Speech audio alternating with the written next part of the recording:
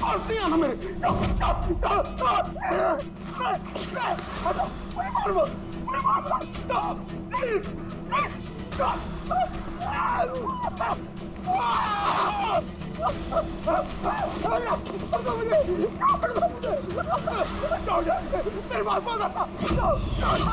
मुझे मत मारो, छोड़ दो प्लीज, मुझे मत छोड़ दो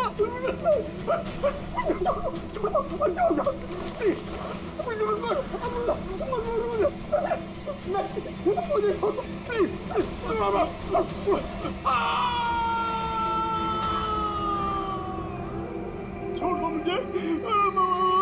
मारो मत मुझे।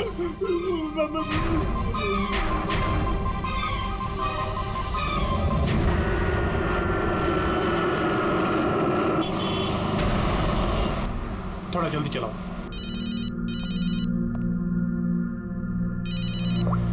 Hello, ACP Pradyuman.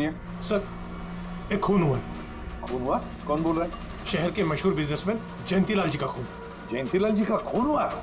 कौन बोल रहा है ये? देखिए सर, मैं कौन बोल रहा हूँ ये इम्पोर्टेंट नहीं है। इम्पोर्टेंट ये है कि सेठ जी का खून हुआ है और उनके घर वाले उनकी बॉडी को अंतिम संस्कार के लिए लेकर जा रहे हैं। देखिए सर, अगर बॉडी जल गई तो खूनी कभी नहीं पकड़ा जाएगा। आप देरी मत कीजिए प्लीज, जल्द से जल्द जाकर बॉडी जलाने से रोकिए। हेलो, आप कहाँ से बोल रहे हैं? कौन है आप? हेलो। Damn it.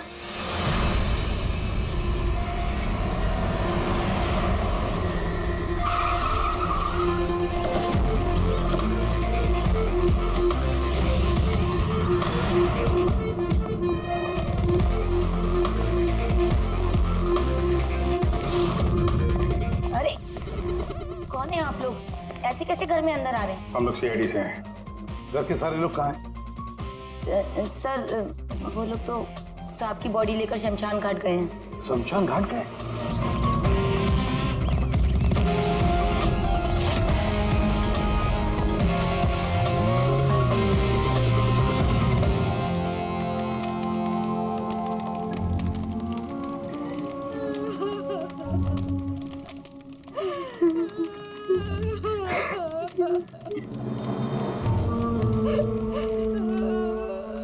क्या बताऊं मैं, यकीन नहीं हो रहा कि जयंती भाई अब हमारे बीच नहीं है।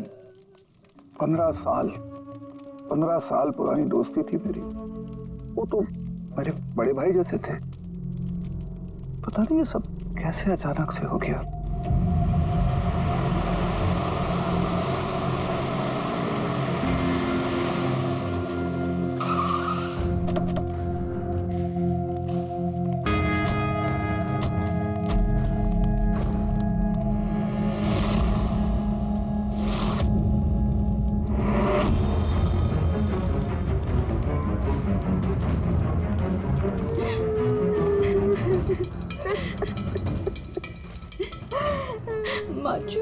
एक्सक्यूज मी,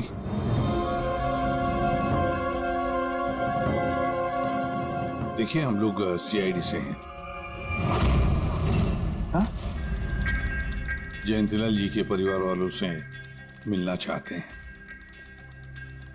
मैं जयंतीलाल जी की पत्नी दीपा जी, हमें पता है ये सही समय नहीं है पूछताछ करने की, मगर क्या करें, वो जयंतीलाल जी की मौत के बारे में हमें कुछ पूछताछ करनी है।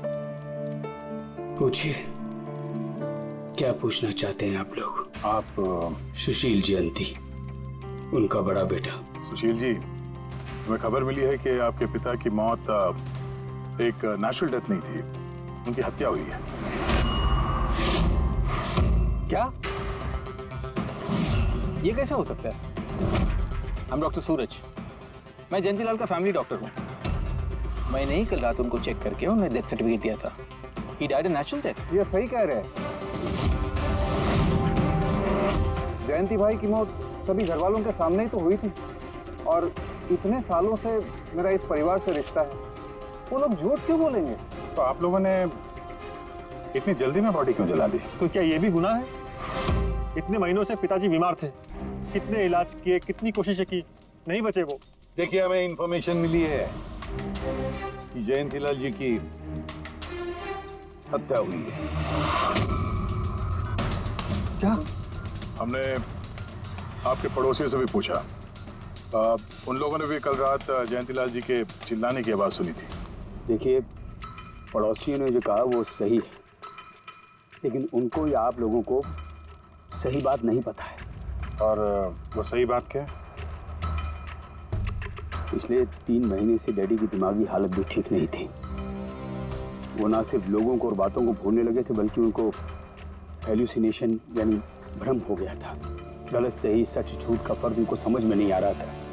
दौरे पड़ने लगे थे उनको लगने लगा था जैसे उनको कोई मारने वाला है। कल रात भी उनको ऐसा ही दौरा पड़ा था।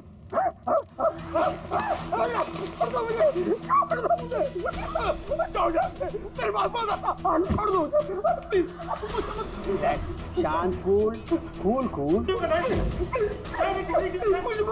इंजेक्शन गई। Fast, come fast. डैडी, शांत, रिलैक्स। कुछ नहीं होगा। बच्चों की तरह क्यों जिद कर रहे हो?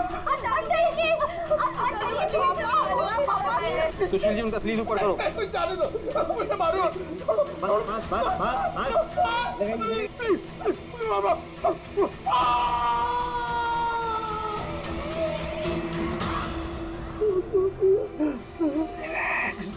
और इस बार अटैक इतना बड़ा था कि मुझे उन्हें बेहोशी का इंजेक्शन देना पड़ा और 2 घंटे बाद उनकी मौत हो गई। मैं आपको सारी डिटेल्स दे सकता हूँ, उनकी मेडिकल रिपोर्ट्स, मेडिकल हिस्ट्री, दवाइयाँ, सब कुछ दे सकता हूँ मैं आपको। हो गई तसल्ली आपको? अब हम अपना काम कर लें। इतनी जल्दी भी क्या है हेमंत? जरा सच तो सामने आ जाए।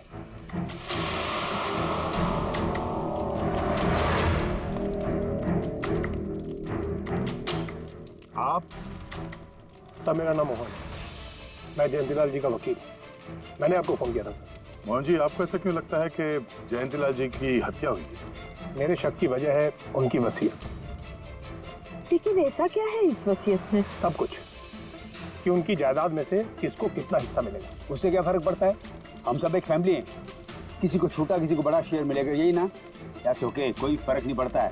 अगर जयंतीलाल जी की मौत नेचुरल ना होकर मर्डर साबित हुई तो आप में से किसी को भी उनकी जायदाद का कोई हिस्सा नहीं मिलेगा। Nothing at all. ऐसे कैसे हो सकता है? मुझे बराबर याद है कि 1 साल पहले उन्होंने मेरी सलाह लेकर ही ये वसीयत बनाई थी और उसमें तो ऐसा कुछ भी नहीं लिखा था। दीपा जी, 3 महीना पहले उन्होंने नई वसीयत बनवाई थी। ये क्या बोल रहे हैं आप? ये कैसे हो सकता है? ये सब कुछ बकवास है। अरे पिताजी आपको कब मिले? आप तो 3 महीने से हमारे घर पे आए नहीं और पिताजी भी 3 महीने से घर के बाहर निकले ही नहीं। तो फिर? हेमंत, वो खुद मेरे ऑफिस में आए थे 3 महीना पहले।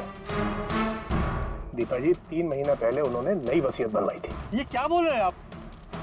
ये कैसे हो सकता है? ये सब कुछ बकवास है। अरे पिताजी आपको कब मिले? आप तो 3 महीने से हमारे घर पे आए नहीं और पिताजी भी 3 महीने से घर के बाहर निकले ही नहीं। तो फिर? हेमंत, वो खुद मेरे ऑफिस में आए थे 3 महीना पहले। मैं अब जिंदा नहीं रहूंगा। आप क्या कह रहे हैं सर? कोई मेरी जान लेना चाहता है, मुझे मार डालेगा। सर, कैसी बात कर रहे हैं आप? कौन है जो आपको मारना चाहता है? कोई अपना, मेरे परिवार के सदस्यों में कोई है। मुझे पूरा यकीन है कि मैं अब चंद दिनों का मेहमान हूं।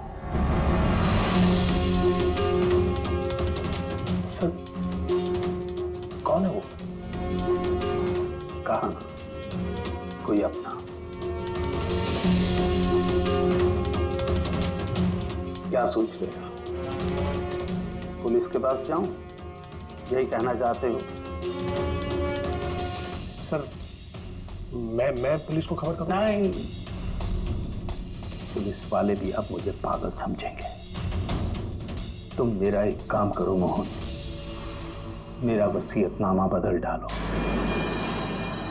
अगर मेरी मौत हो जाती है और मौत के बाद ये साबित होता है कि उसका कारण मेरा परिवार है, तो मेरा बिजनेस, मेरा पैसा, मेरा कुछ भी परिवार के किसी भी सदस्य के नाम नहीं होगा। सर अगर परिवार के सदस्य को नहीं मिलेगा तो किसको मिलेगा?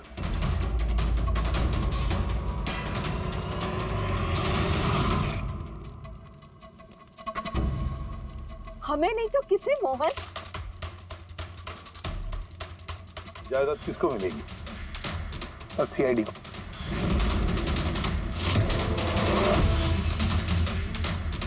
क्या बकवास कर रहे हैं आप? जी सर, अगर जयंतीलाल जी की मौत हत्या साबित होती है तो उनकी सारी जायदाद जो कि लगभग 5,000 करोड़ है वो सीआईडी को और पुलिस वेलफेयर डिपार्टमेंट को मिलेगी। ये क्या मजाक कर रहे हैं आप? ऐसा कैसे हो सकता है? हो सकता है अगर उनकी मौत हत्या साबित हुई तो। लेकिन उनकी तो हत्या हुई नहीं, हम वहीं तो थे। जो कुछ भी हुआ हमारे सामने हुआ है। उनकी हत्या हुई है या नहीं वो हम पता लगा लेंगे। अरे आप कैसे पता लगाएंगे? बॉडी तो है ही नहीं। बॉडी जल चुकी तो क्या हुआ, राख तो है। जब तक ये केस सुलझती नहीं तब तक जयंतीलाल जी की राख हमारी कस्टडी में रहेगी। अरे लेकिन सॉरी मैम।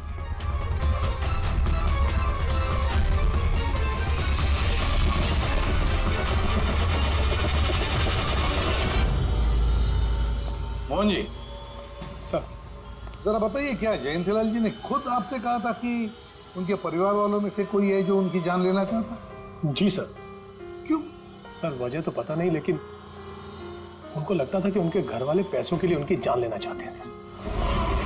बेटों से वो खुश भी नहीं थे। वो चाहते थे कि हेमंत और सुशील उनके साथ बिजनेस में हाथ बटाएं, उनके साथ बिजनेस करें, लेकिन ऐसा हुआ नहीं सर। ऐसा क्या हुआ? सर दोनों ने अपना अलग अलग बिजनेस शुरू किया, लेकिन उसे भी चला नहीं पाए। और हेमंत सर वो तो एक नंबर का अय्याश निकला। उसने सेठ जी के सारे पैसे उड़ा दिए। सर बाप बेटे में हमेशा खटर पटर चलती रहती थी, कभी बनी नहीं बाप बेटे में। बनती नहीं थी, मगर हम बाप बेटे तो थे। मुझे पैसों की बहुत जरूरत थी, लेकिन इसका ये मतलब थोड़ी है कि मैं अपने पिता को ही मार दूंगा। मार भी सकते हो। आखिरकार दुनिया में आधी से ज्यादा गुनाह तो पैसों के लिए ही होते हैं। फिर तो सुशील भैया की वजह मुझसे बड़ी थी। उनका पिछला बिजनेस उन्होंने घाटे में बंद किया और अभी जो है वो नुकसान में चल रहा। सर मार्केट का बहुत पैसा है उनके ऊपर, और डैडी भी इस बार सुशील भैया की मदद करने के लिए रेडी नहीं थे। सर मैं मानता हूं कि डैडी नाराज थे, नहीं दे रहे थे मुझे पैसे, पर मुझे ये भी पता है कि वो मुझे और मेरे परिवार को मरने के लिए नहीं छोड़ सकते थे। खून में उनका खून तो हो, इसीलिए पैसों के लिए अपनों का ही खून बहा दिया। सर एक आइडिया है। क्या है कि अब जो हुआ सो हुआ, उसको बदला तो नहीं जा सकता, लेकिन इस सिचुएशन से अपना फायदा जरूर निकाल सकते हैं। क्या मतलब? वो सर आप ये मामला सुलझा दीजिए। मान लीजिए कि नेचुरल डेथ थी। अब वसीयत के हिसाब से पैसे सीआईडी और मुंबई पुलिस की जगह हमें मिलेंगे, जो उसके असली हकदार हैं। नहीं, आप लोगों का जो नुकसान हुआ होगा वो हम आपस में समझ लेंगे ना। सुशील जी, हर आदमी एक जैसा नहीं होता, और दोबारा ऐसे बात करने की गलती नहीं करना, समझे? तुम अपनी दादाजी से बहुत करीब थी ना? दादाजी मुझे बहुत प्यार करते थे। हम दोनों बेस्ट फ्रेंड्स के जैसे थे, एक दूसरे से सारी बातें शेयर करते थे। कभी दादाजी ने तुमसे ये कहा था कि उनकी जान को खतरा है, कोई उन्हें मारना चाहता है, ऐसे कभी कुछ कहा था उन्होंने? उन्हें हर किसी से डर लगता था। दादाजी सिर्फ मेरे पे विश्वास करते थे, बाकी उन्हें सबसे डर लगता था। तो उन्हें लगता था कि कोई उन्हें मार देगा। चलो दादू, अब हम खाना खाएंगे। क्या ये? चलो चलो चलो चलो दादू। मुझे आ वो सब लोग इसमें जहर मिला के मुझे मारना चाहते हैं। कौन मारना चाहता है दादू आपको? वो सब लोग मिले हुए हैं, सब मेरे खिलाफ साजिश कर रहे हैं। तुम मत खा, अरे फेंक देते, वरना तुम भी मर जाएगी। दादू आप मेरा विश्वास करो, ये खाना मैंने अपने हाथों से बनाया, इसमें कुछ नहीं है, इसमें जहर भी नहीं, कुछ नहीं है दादू। आप मेरा विश्वास करो। देखो देखो देखो, मैं हाथों में खा रही हूँ ना, देखो देखो, मुझे कुछ हुआ, मैंने अपने हाथों से बनाया। चलो दादू, चलो चलो चलो, खाओ खाओ खाओ खाओ। गुड दादू, गुड दादू। चलो एक और बाइट, जल्दी से जल्दी से जल्दी से जल्दी से एक और बाइट खाएंगे। अच्छा है ना दादू? गुड गुड, चलो चलो। कितना प्यार करती है तू, मेरा कितना ख्याल रखती है, बाकी सब लोग मेरी दौलत के पीछे हैं, मुझे मार देंगे। दादू आपको कुछ नहीं होगा, आपका बहादुर बच्चा है ना इधर, मैं आपको कुछ नहीं होने दूंगी। देखो अब तुम घर जाओ, जाओ, और देखो किसी भी चीज की जरूरत पड़े तो मुझे फोन करना, ठीक है? जाओ।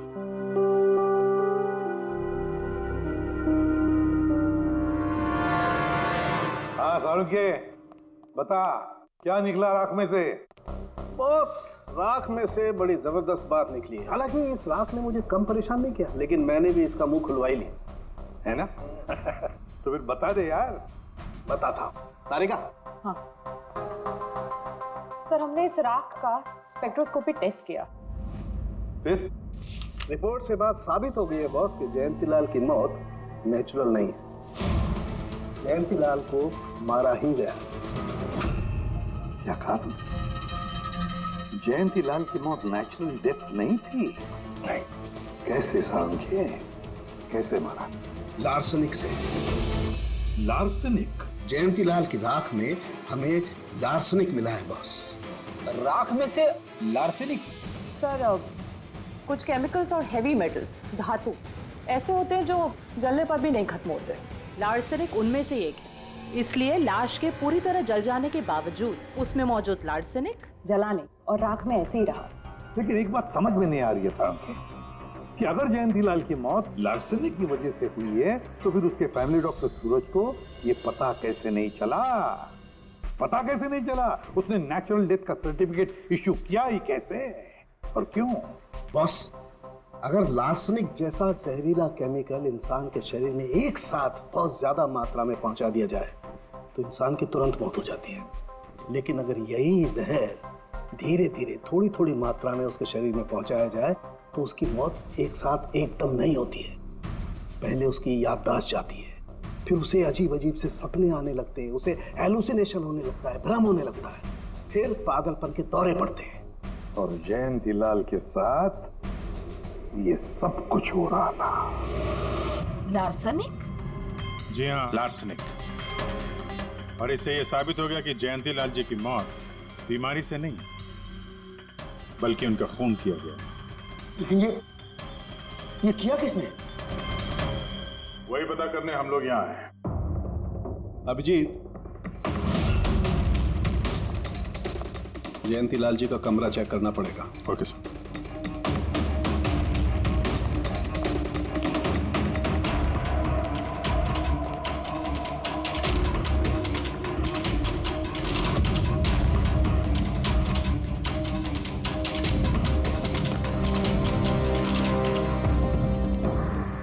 हम पे शक कर रहे हैं? आपने ऐसे सोच भी कैसे लिया कि हम लोगों में से कोई ऐसी घिनौनी हरकत कर सकता है? ऐसा कुछ नहीं है माँ, ये सब इनकी चाल है। डैडी की प्रॉपर्टी इन्हें मिल जाए इसके लिए मनगढ़ंत कहानी बना रहे हैं ये लोग। बकवास मत करिए सुशील जी, दोबारा ऐसा बोला ना अंदर डाल दूंगा।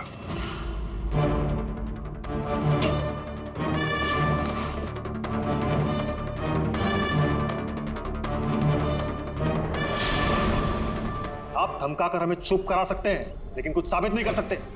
एग्जैक्टली। आप लोग ये सब कुछ उन 5000 करोड़ के लालच में कर रहे हैं ना? बोल चुके आप लोग, अब बस सीआईडी को अपना काम करने दीजिए। क्या मजाक नहीं चल रहा है? एक आदमी का खून हुआ है, खून। तो आप सबकी भलाई इसी में है कि हमारे साथ कोऑपरेट करें। अच्छा, अब सीआईडी धमकाने भी लगी है। ये धमकी नहीं है, ये आशी आशीष आशी बेटा, आशी क्या हो गया? आशी बेटा, आशी बेटा उठो। आशी आंखें खोलो, क्या हो गया तुम्हें? आशी आशी बेटा क्या हो गया? अरे जरा देखो इसे नीचे, क्या हो गया मेरी बच्ची को? आशी क्या हुआ? आंखें खोलो। आशी बेटा, आशी आशी आशी क्या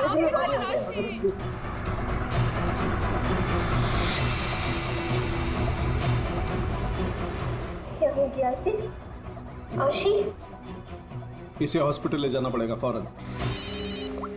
हाँ पंकज, क्या? माय गॉड, ये अच्छा ठीक है। क्या हुआ? ये डॉक्टर सूरज ने आशी के कुछ टेस्ट किए थे, पता चला कि उसके खून में भी लार्सेनिक है। लेकिन सर, लार्सेनिक आशी के खून में पहुंचा कैसे होगा? सर ऐसी कोई कॉमन चीज जो जयंती लाल जी और आशी दोनों के कांटेक्ट में आई हो? खाना। अब आशी ने बताया था ना कि कुछ दिनों से जयंती लाल जी का खाना वो खुद टेस्ट कर रही थी। नहीं नहीं बस खाना नहीं, ये कुछ और है। ये सालू के साहब, ये आपको कैसे पता चला? बताता हूं, बस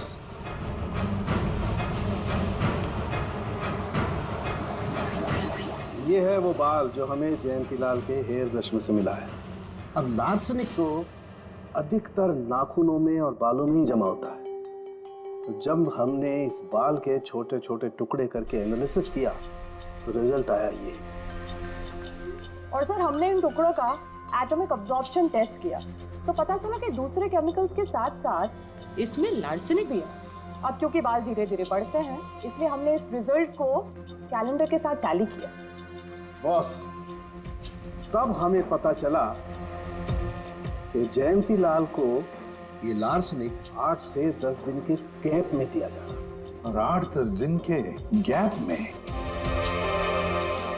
इसका मतलब जो भी है, जयंतीलाल को हर 8-10 दिन के इंटरवल पर लार्सेनिक दे रहा था, धीरे धीरे मार रहा था। और इसकी शुरुआत हुई बॉस 3 महीने पहले। 3 महीने पहले? सर हाँ, फिर तो खूनी जयंतीलाल जी के घर वालों में से कोई नहीं होगा। परिवार वाले 8-10 दिन तक इंतजार क्यों करेंगे? एक ही बार में मार देंगे। फ्रेडी, परिवार वाला भी तो जयंतीलाल को धीरे धीरे मार सकता है ताकि किसी को उस पर शक ना हो। सर पिछले 3 महीने से कुछ मसाज करने वाले आ रहे थे, मैंने बताया था आपको। हाँ, चेक कर चुके हैं हम उनको। उनके अलावा और कोई आता था क्या? कोई एक हो तो बताओ। उनके दोस्त, पुराने बिजनेस पार्टनर और ऑफिस के स्टाफ वगैरह बहुत सारे लोग आते रहते थे घर पे। जी, डैडी बहुत सोशल थे, लोगों से मिलना जुलना, पार्टीज में जाना उनको बहुत अच्छा लगता था। इसीलिए जब उन्होंने बाहर जाना बंद कर दिया तो लोग उनसे मिलने घर पर आने लगे। लेकिन इन लोगों को हम अच्छी तरह से जानते हैं सर, इनमें से कोई ऐसा नहीं कर सकता है। भाभी देखिए ना, ये कैसा निशान लगा है। 4 बार धोया, 4 बार छुटाया, फिर भी नहीं हट रहा। अरे ठीक से धो ले, साफ हो जाएगा। अरे भाभी कितनी बार रगड़ा, नहीं जा रहा। और जाएगा भी नहीं, क्योंकि ये दाग खून का है। खून? जी हाँ। सुनिए, आपके कुर्ते पे ये खून का दाग कहाँ से आया? आपको कहीं चोट लगी है क्या? क्या हुआ आपको? मुझे नहीं पता। अरे मुझे मेरे कुर्ते पर कहाँ से आया? मैं खुद हैरान हुआ था कल जब मैंने इसे देखा। तो कल लगी आपको ये चोट? नहीं, मुझे कोई चोट नहीं लगी। हाँ, जब मैं कल लोगों से मिल रहा था तब ये खून का दाग लगा मुझे।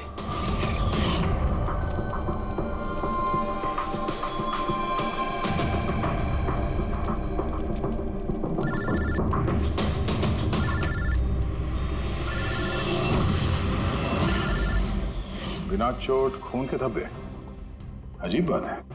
वही तो। और कुछ हुआ था कल? कोई खास बात? नहीं सर, और कोई खास बात नहीं। साहब एक बात अजीब हुई थी। क्या? कल सुबह मुझे गार्डन में कांच के कुछ टूटे हुए टुकड़े मिले थे। कांच के टूटे हुए टुकड़े? तो फिर? साहब उन टुकड़ों में खून लगा हुआ था। क्या? कांच के टुकड़ों में खून लगा हुआ था? जी। कहाँ पर है वो? वो तो मैंने कचरे के डिब्बे में डाल दी। इस कुर्ते पे खून, कांच के टुकड़े पे खून। कहाँ देखे थे वो कांच के टुकड़े तुमने? ये देखिए, यहाँ पर मिले थे मुझे कांच के टुकड़े। यहाँ पर? जी।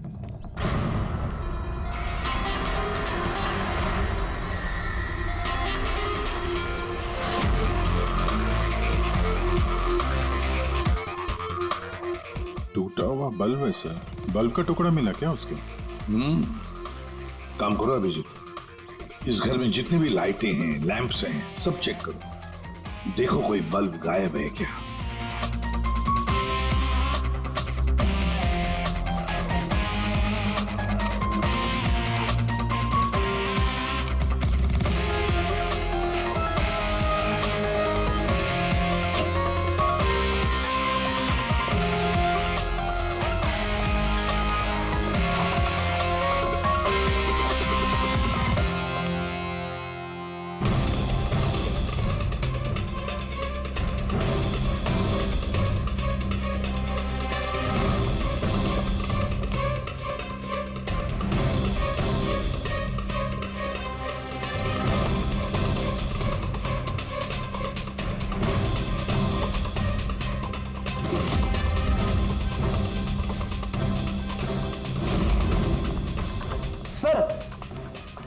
सब जगह देख लिया, कांच का टूटा हुआ सामान कहीं पे भी नहीं है।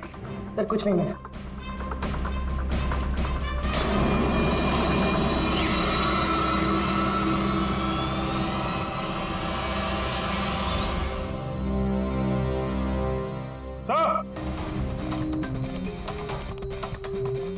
अभिजीत ये सही, ये देखिए, यहाँ का बल्ब गायब है।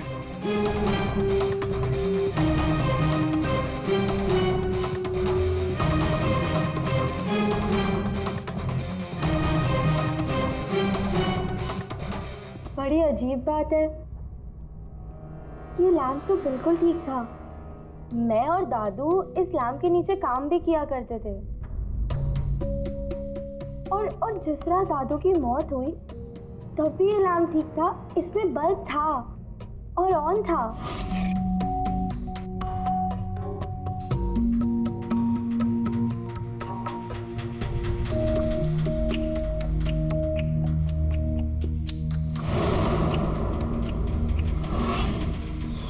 तो फिर इस लैंप से बल्ब अचानक गायब कैसे हो गया? क्या कविता?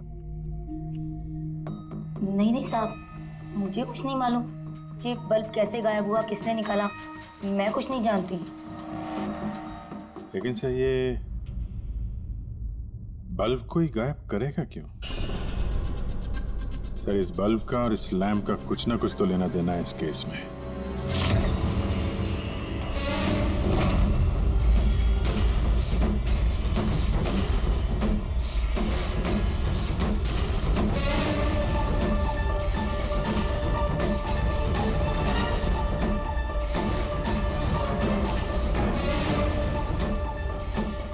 बॉस, ये धब्बे देख लो।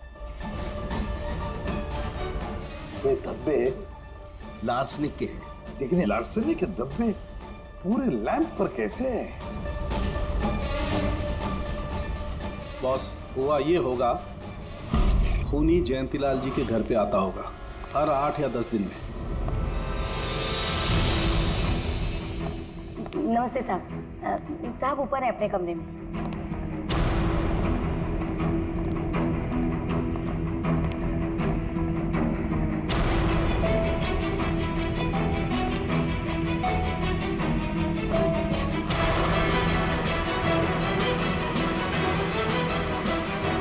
और चुपके से जयंतीलाल के टेबल लैंप पे लार्सनिक छिड़कता होगा।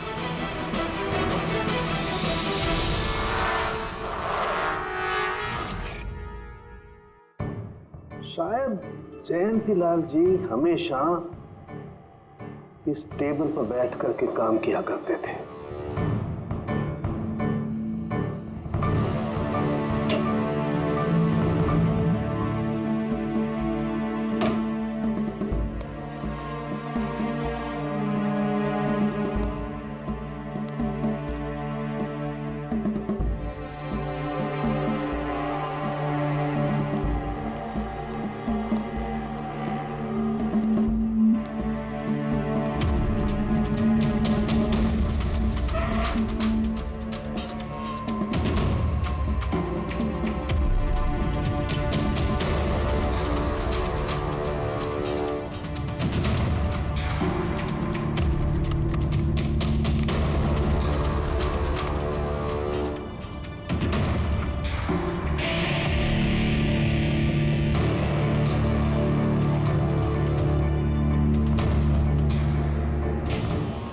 और जैसे ही ये बल्ब गर्म होता था, लार्सनिक धीरे धीरे फैलकर जयंतीलाल जी की सांसों में घुल जाता था।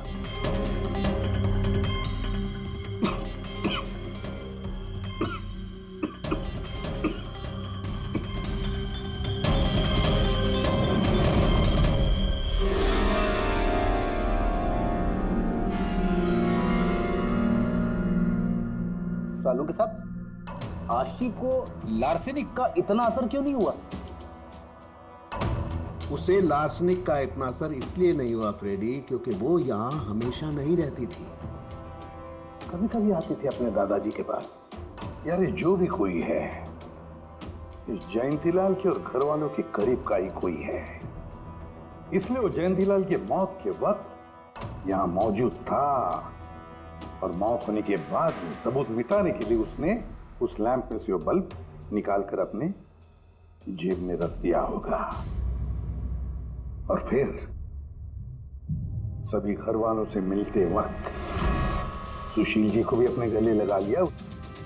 जैसे सुशील को उसने गले लगा लिया, उसके जेब में जो उसने बल्ब छुपा के रखा होगा वो फूट गया, जिसकी वजह से उसके कमर में जख्म भी हुई, और उस जख्म से जो लहू निकला, जो खून निकला, वो सुशील के कपड़ों पर आया। मतलब सर, खूनी घर वालों में से कोई होगा? नहीं फ्रेडी, घर वाला तो नहीं लगता, और घर वाला होता तो बस जेब में रख के थोड़ी ना घूमता। ये तो कोई ऐसा आदमी है जिसके पास वही एक मौका था सबूत मिटाने का, वो चंद मिनट। घर वाला तो कभी भी निकाल लेता। सर उस दिन तो कितने लोग आए थे यहाँ, खूनी का पता कैसे चलेगा? सर उस दिन मीडिया के लोग भी आए थे, कौन आया कौन गया ये सब रिकॉर्ड तो किया ही होगा उन लोगों ने। तो चलो देख लेते हैं किस किस ने सुशील जी को गले लगाया था।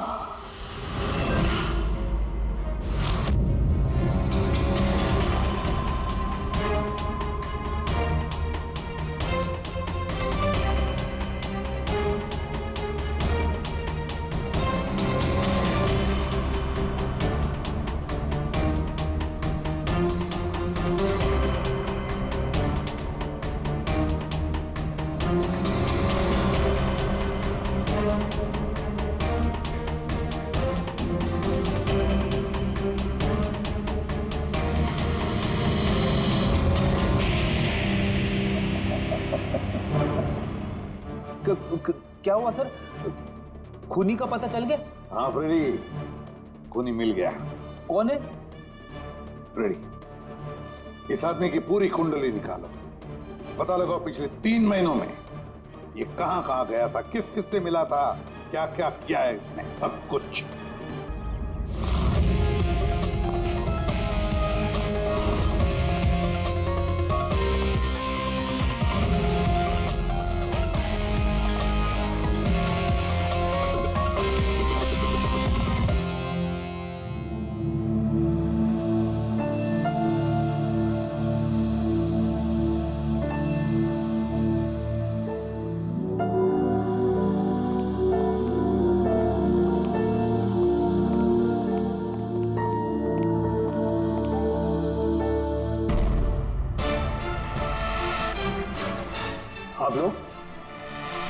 आप लोग फिर यहाँ हैं? खूनी का तो पता चला नहीं होगा, कुछ छानबीन रहेगी होगी नहीं? नहीं सुशील जी, कोई छानबीन नहीं बची है, खूनी का पता चल गया, और खूनी अभी इसी वक्त यहां हम सब के बीच मौजूद है। क्या? कौन है वो?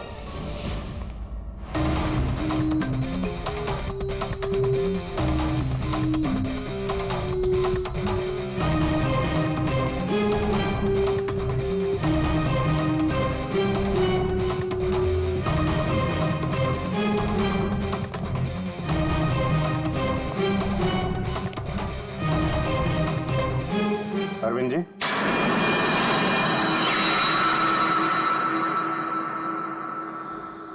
जरा उठेंगे आप?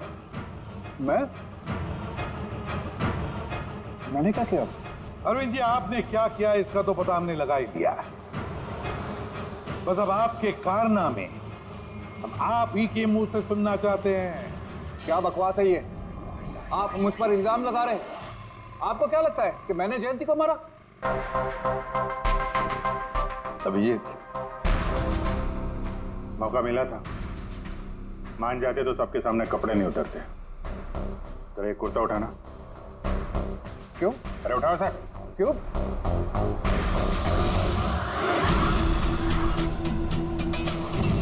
क्या ये निशान कैसा है? हाँ? कौन सी भाषा बोल रहे हो तुम? हिंदी में बोलो, हिंदी में, मातृभाषा है हमारी। भूल गए क्या? याद दिलाओ। हाँ? नहीं सर,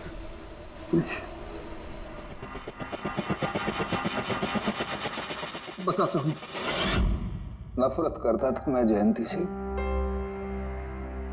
5 साल पहले हमने एक बिजनेस शुरू किया था। आज ये इतना बड़ा 5000 करोड़ का एम्पायर है ना, वो मेरे मेहनत की कमाई थी।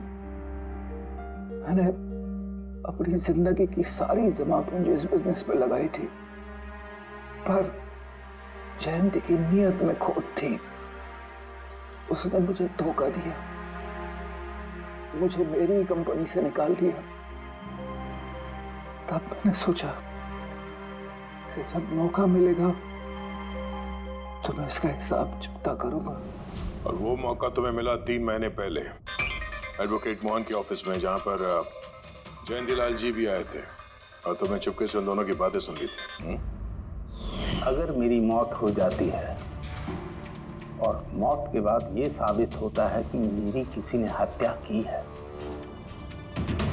तो मेरा बिजनेस, मेरा पैसा, कुछ भी मेरे परिवार के किसी भी सदस्य को नहीं मिलेगा।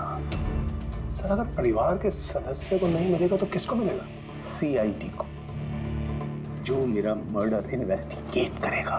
मुझे लगा अच्छा मौका है। जयंतीलाल को मारूंगा मैं और शक जाएगा उसके परिवार पर। और इसीलिए तुमने जयंतीलाल की तरफ दोस्ती का हाथ बढ़ाया, एक नया प्रपोजल लेकर। क्यों? मेरे दिमाग में एक आइडिया था जिसके लिए मेरा उसके घर बार बार जाना जरूरी था।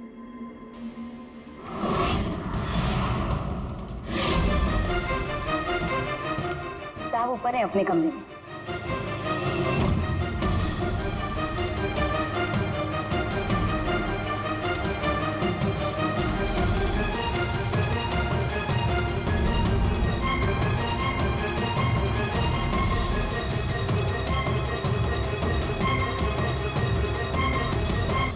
लेकिन ACP साहब, आपको इन पे शक कब हुआ?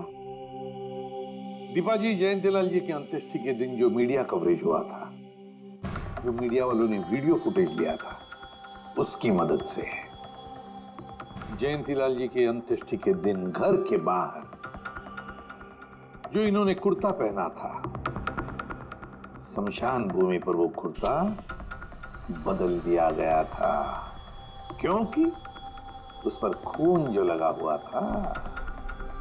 क्यों अरविंद जी?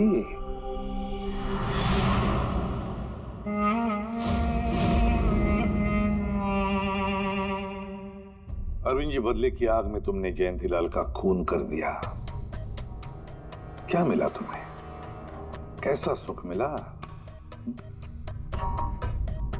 गलत किया तुमने, गलत किया। रेडी?